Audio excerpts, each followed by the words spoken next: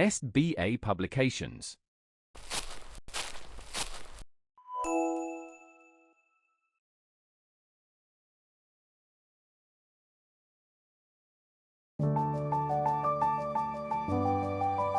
नमस्कार मेरे प्यारे बच्चों, आज हम सीखने जा रहे हैं आपकी कविता चांद का कुर्ता, जिसमें चांद ने अपनी माँ से इच्छा रखी है कि मेरे लिए एक कुर्ता बनवा दो।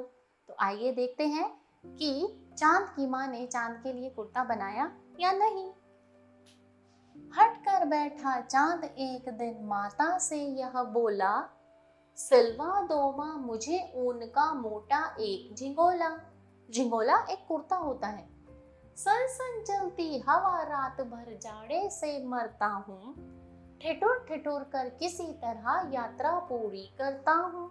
चांद कह रहा है बहुत ठंड है, जाड़े का मौसम है, जब मुझे आसमान में घूमना पड़ता है तो मुझे बहुत ठंड लगती है, तो आप मेरे लिए कुर्ता बनवा दीजिए।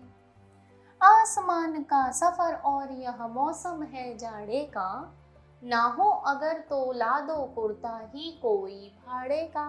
उसने कहा माँ ये जो है ना ठंड का मौसम है, ठीक है, और आसमान का सफ़र है तो मुझे जाड़ा लगता है, आप अगर सिलवा नहीं सकते तो भाड़े से ही मुझे कुर्ता ला दीजिए। भाड़ा मतलब जिसका किराया देते हैं हम। बच्चे की सुन बात कहा माने अरे सलोने, कुशल करे भगवान लगे मत तुझको जादू टोने।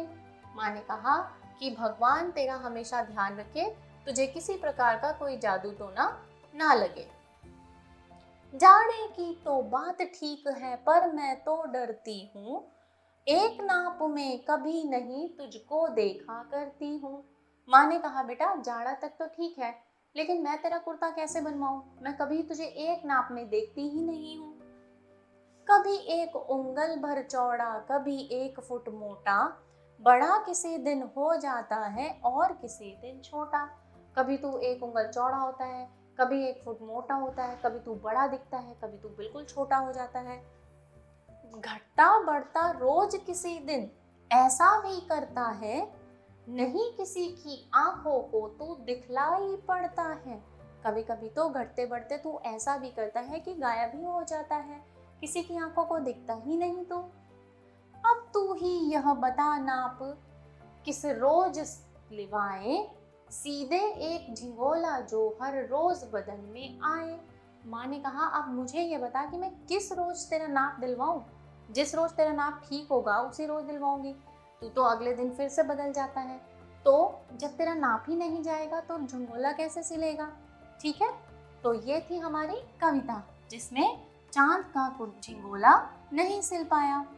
ठीक है, तो अब हम करेंगे शब्दार्थ। झिंगोला छोटा कुर्ता, भाड़े किराए का, जाड़े ठंड का मौसम, सलोने प्यारे। तो बच्चों ये थे आपके शब्दार्थ। अब आप इस कविता से संबंधित अभ्यास को पूरा करेंगे और कविता को याद भी करेंगे।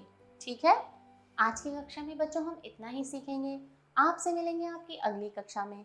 तब तक के लिए सीखते रहिए, स्वस्थ रहिए। नमस्कार।